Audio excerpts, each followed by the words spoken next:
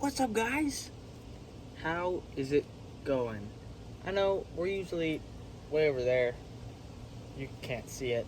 But we got a fire going on over there, so can't really sit over there right now. But today we're diving right into chapter 12. And chapter 12's an interesting one. It's got a lot of imagery, a lot of symbolism with that imagery. So let's just dive right into it. Verse 1 says, "A great sign appeared in heaven." So John's having this vision, and there's some great signs in heaven. We're going to see a woman clothed with the sun, and with the moon under her feet, and the crown of 12 stars on her head. So we've seen constantly throughout the Old Testament between God and the Israelites that the sun and the moon and the stars, they're a reminder that God's not going anywhere. That God is sticking with them, God is sticking faithful no matter how hard it seems and how difficult it's getting for the Israelites. They're with them. So we even notice that this woman who's clothed with the sun, has the moon under her feet, and the crown of 12 stars, this is Israel. This woman represents Israel. And it'll become a lot more obvious as we read on. Then the 12 stars on the crown of 12 stars, that is the 12 tribes of Israel. So we can read on, and it says, "She was pregnant and cried out in pain as she was about to give birth. Then another sign appeared in heaven, a giant red dragon with 7 heads, 10 horns, 7 crowns on its heads." So now we see that Israel is pregnant. It's about to give birth. But then this dragon comes up out of nowhere, has 7 heads, 10 horns, and 7 crowns. So we know that these 10 horns are what we've seen in Daniel chapter 7 and in Daniel chapter 2, I believe. How there's going to be 10 kingdoms in the world, and they're all going to be under control of the Antichrist, and it's essentially uniting them as one world empire. We've talked about a little bit how there's going to be one world empire. And so the 10 horns we'll see in the next chapter as we talk about the Antichrist and the false prophet, that all these symbolism, this 7 heads, 10 horns, and 7 crowns, we're going to see that on the beast as this dragon hands over its power to the beast. And so, who is this dragon? It's Satan. Probably not that surprising. You probably already knew that. It's pretty obvious. So, we read in verse 4, "Its tail swept a third of the stars out of the sky and flung them to the earth. And the dragon stood in front of the woman who was about to give birth." So we saw in, I believe it was Revelation chapter 9, when there is the first woe, when there's all the flying around scorpion locust guys. They came up out of the abyss, but we see the abyss was unlocked by an angel, but it's described as a star. So a star came down to earth, and it's like an angel or a demon or whoever unlocked the abyss.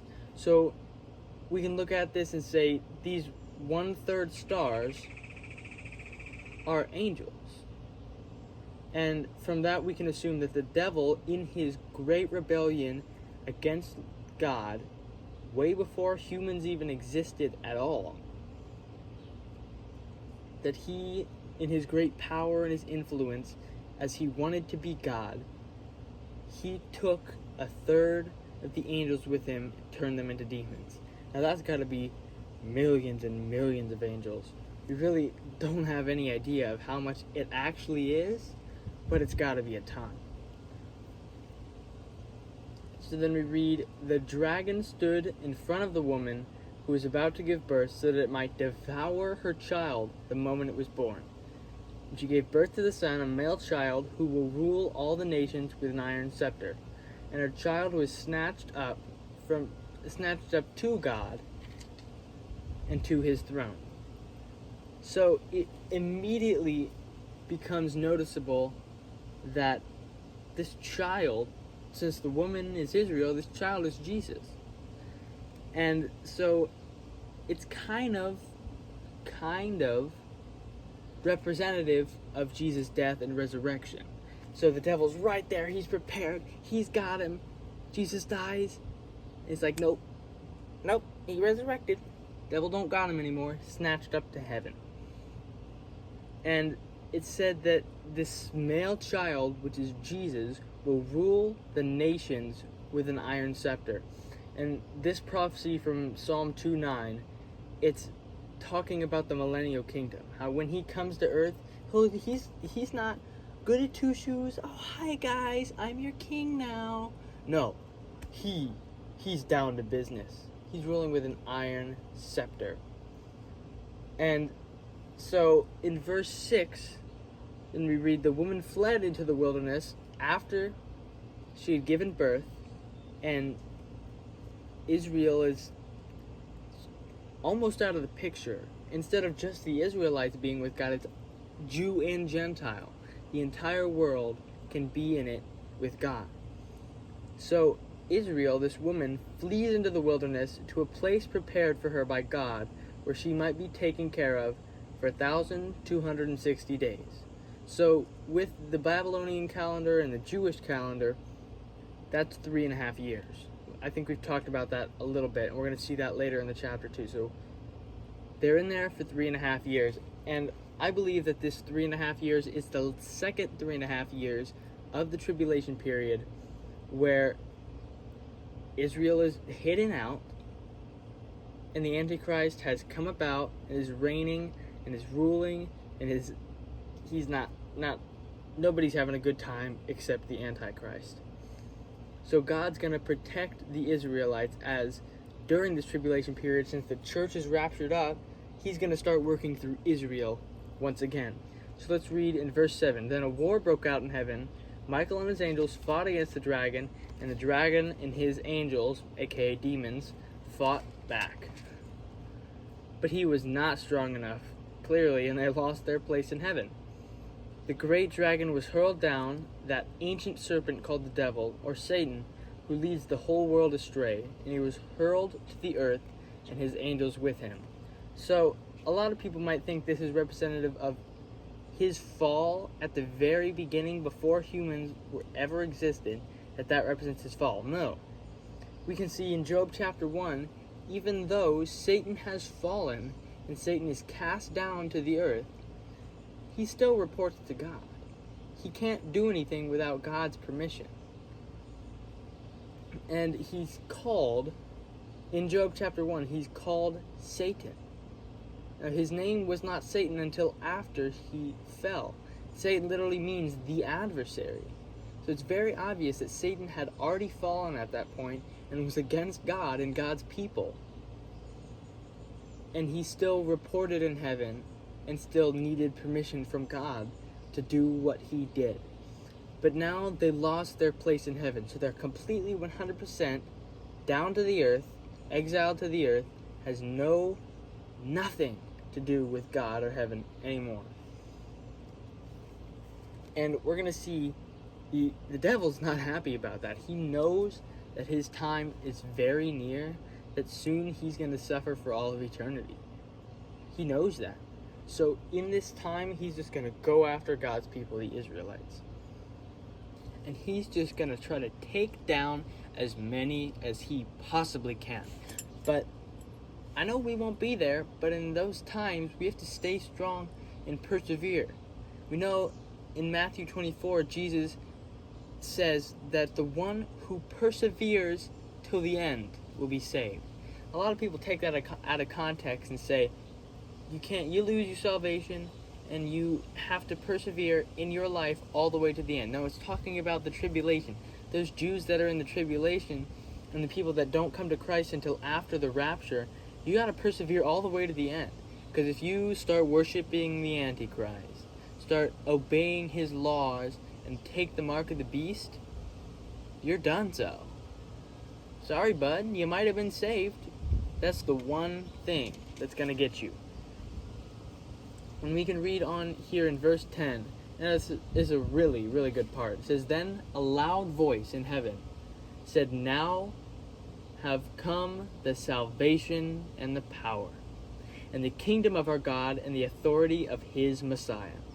For the accuser of our brothers and sisters, who accuses them before our God day and night,'" that accuser being the devil, "has been hurled down.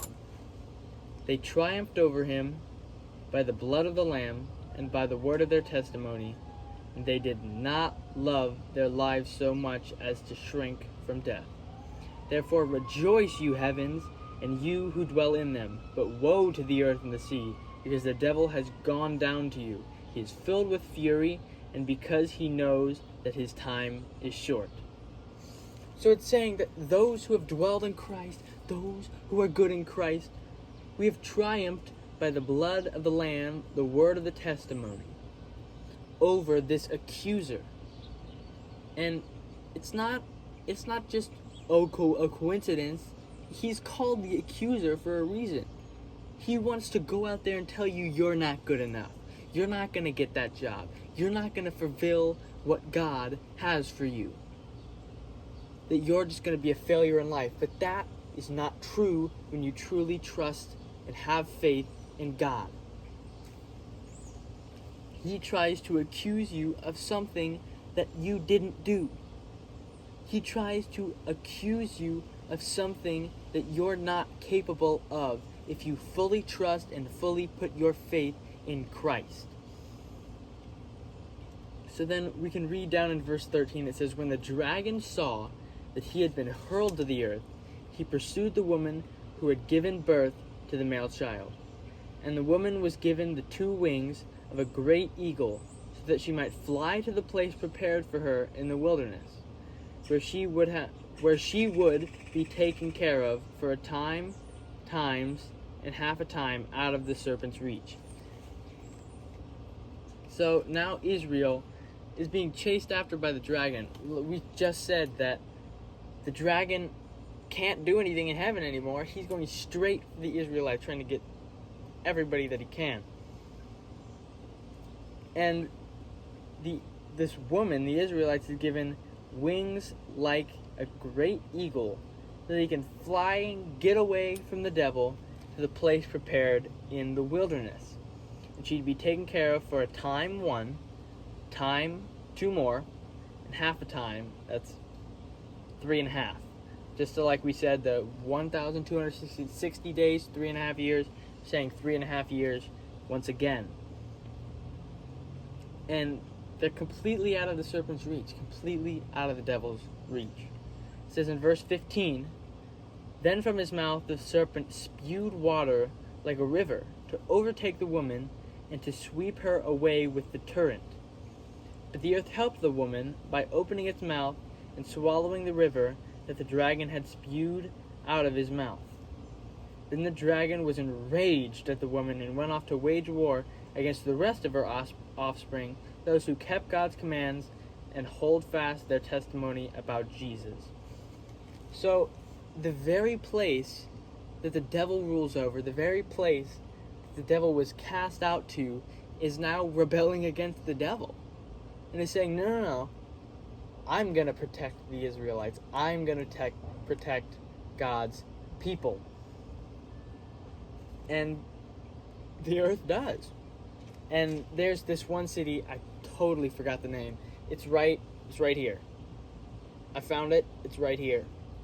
And it fits all these characteristics, and it's this big city in Jordan, and the entire thing around is just a bunch of rocks, a bunch of mountains, and it's like a 6-hour bus trip just to get in, and then 6 hours back out. It's so remote, it's so out of nowhere, and it seems like the perfect place that God will keep the Israelites. Will he actually keep them there? I don't know. Is it cool to think that he will? You bet. And so after the devil, this dragon, is so enraged that he can't get to the Israelites, he goes after the rest of God's people. That being the Christians who turn to Christ and put their trust in Christ and are saved by grace through faith. after the rapture, those tribulation saints. And boy, is it going to be a tough time for them. Because the devil, he realizes that he's almost done, like we saw in verse 12. He's filled with fear because he knows that his time is short. So he's working in overdrive. He's putting everything he can out there just to get to God's people. And that was chapter 12. It's a crazy one. And I know this stuff is there's a lot of parts. There's going to be like 15 parts at least for this thing. You probably know that already. This is probably like the last part. But I really, really hope you've been following along with this stuff. It's been great to dive through. We're officially halfway through the book of Revelation. And before you know it, we're going to be done. And you can just look at all the videos that we have covering the book of Revelation. And you can become wise with the knowledge of Revelation. And that's the goal. That's God's goal. God is helping me and helping the world by working through me with his grace and love and mercy to bring to you some knowledge about these end times and what will come. So I hope you've been following along. If not, you might want to take some time. You can go back, watch some other videos. But other than that, that's it. Love you guys. Peace.